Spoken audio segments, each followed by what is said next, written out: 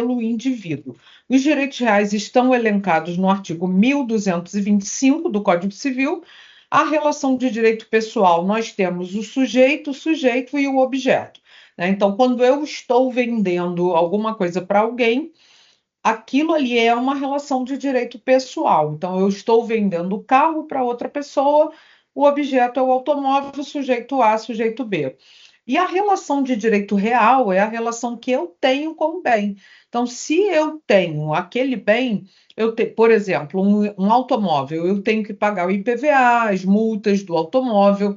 Se eu tenho um imóvel, eu tenho que pagar o IPTU, eu tenho que cuidar do imóvel, eu tenho que pagar o condomínio. Então, isso é uma relação de direito real, que é o sujeito com o objeto. Teorias realista e personalista e a teoria híbrida, né? O que a teoria realista prevê? Ela estabelece uma relação jurídica entre a pessoa e a coisa, exatamente como eu acabei de falar. Então, é a pessoa com o objeto. E aí ela tem que pagar a multa, tem que pagar o IPVA, o IPTU, se tratar de um imóvel. A teoria personalista prevê que ela estabelece uma relação jurídica entre a pessoa, entre as pessoas, né? Porque, na verdade, as pessoas se relacionam, elas fazem negócios jurídicos entre si e não entre as pessoas e a coisa. E a teoria híbrida, ela mistura a teoria personalista com a teoria realista, que a tendência é a obrigacionalização do direito real. Por quê? Porque se eu tenho uma relação com o meu bem, é porque eu comprei ele de alguém, né? Então, antes de eu ter uma relação de direito real, eu tenho uma relação de direito pessoal. Então, essa é que é a mais aceita na doutrina moderna, né? As características dos direitos das coisas, oponibilidade erga omnes, porque é contra todos e deve ser respeitada por todos. Então, qualquer pessoa que tente violar o meu direito de propriedade, de usufruto, eu tenho essa proteção contra essa pessoa, tá? Então, é a prerrogativa do titular de exigir que o seu direito seja cumprido contra qualquer um que venha a transgredi-lo. Temos a aderência, que dentro da aderência, a ambulatoriedade e a sequela. Então, o que quer dizer aderência? Adere ao titular do bem. A ambulatoriedade acompanha o bem, como a taxa condominial, por exemplo, que é uma obrigação própria terrem. A sequela, que é o direito de perseguir o bem onde ele esteja e com quem esteja. Aí a gente tem o ius persequendi, que é o direito, por exemplo, de mover uma ação reivindicatória quando eu sou dona de um bem, mas alguém se apropria desse bem indevidamente, inadequadamente. E aí eu tenho direito de sequela, ou seja, de mover uma ação reivindicatória contra aquela pessoa que, por exemplo, invadiu o meu bem. Exclusividade significa que não podem existir, não pode existir dois direitos sobre a mesma coisa. Aí o exemplo que eu dei em sala de aula, e como hoje a gente está fazendo a sala de revisão, propriedade e usufruto, ou eu tenho a propriedade ou eu tenho o usufruto, ou eu tenho a propriedade ou eu tenho o direito real de habitação. Então, eu não posso ter dois direitos reais sobre o mesmo bem. Então, por isso é que é exclusividade.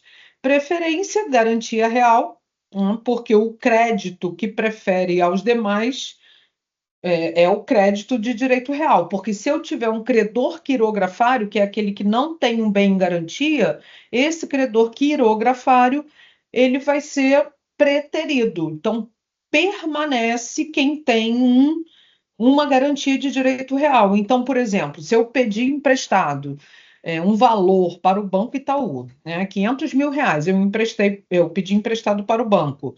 E aí o banco vai querer um direito real de garantia, como uma garantia que eu vou pagar, porque se eu não pagar, ele vai excutir a hipoteca, ele vai executar a hipoteca para que o meu bem vá à esta pública e eu pague de alguma forma, né? Ainda que de forma forçada. Então, o crédito de direito real, ele prevalece ao crédito de direito pessoal, que é a questão aí que eu falei para vocês. Então, o que é um credor quirografário? É aquele que não tem um bem como garantia real, tá? Então, ele é o quirografário. Na, na hipótese de o devedor se tornar insolvente, ou seja, se ele não tiver como pagar, quem vai receber primeiro na hora da penhora dos bens? Os credores de direito real e não os credores quirografários. Taxatividade, por quê? Porque os direitos reais, eles devem estar, só pode ser direito real se tiver na lei. Então, eles são enumerados pela lei, que a gente denomina isso de números clausos. O que são números clausos? Tipicidade. O que é tipicidade? É estar descrito no código. E os direitos reais são taxativos, ou seja, o rol é taxativo. Só é direito real aquilo que está previsto no artigo 1225 do Código Civil. São 14 direitos reais e ele não pode ser criado por, por medida provisória, não pode ser criado por doutrina, por jurisprudência, só através de lei. Essa medida provisória que criou o direito de laje, ela foi tornada lei, né? Porque a medida provisória, conforme o próprio nome já diz, ela é provisória. Então depende de depois uma validação pelo Poder Legislativo, que a medida provisória é uma medida tomada pelo Poder Executivo. Então, mas aí, se tornar lei, aí, obviamente, que pode incluir no rol taxativo do 1225. Os direitos reais estão no 1225, a propriedade, a superfície, as servidões, o usufruto, o uso, a habitação, o direito do promitente comprador do imóvel, o penhor, a hipoteca, a anticrese. Já expliquei um pouquinho sobre cada um nas aulas e depois eu vou explicar especificamente, né, cada um desses direitos reais.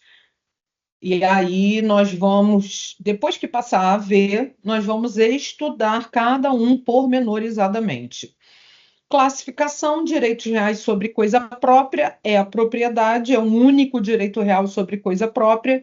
Direitos reais sobre coisa alheia incidem sobre a propriedade de alguém, né? Por exemplo, direito de superfície. O que é o direito de superfície? É o direito que a pessoa tem de plantar ou construir em terreno alheio, mediante um contrato de superfície em que será pago um cânon superficiário que é muito parecido com aluguel. A gente já falou um pouco sobre isso em sala de aula, né? E que o cânon superficiário é uma forma de aluguel e que a pessoa vai poder plantar ali no meu terreno por algum tempo, vai poder montar um posto de gasolina, vai poder montar um estacionamento durante o prazo de 5 anos, conforme nós já falamos de forma superficial nas aulas, e aí eu vou falar depois, como eu falei, né, especificamente cada um desses. A servidão, o usufruto, isso é tudo sobre coisa alheia, né? O uso e habitação.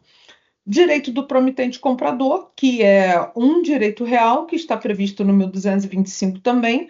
Os direitos reais de garantia, penhor, hipoteca e anticrese, que a gente já falou também. E a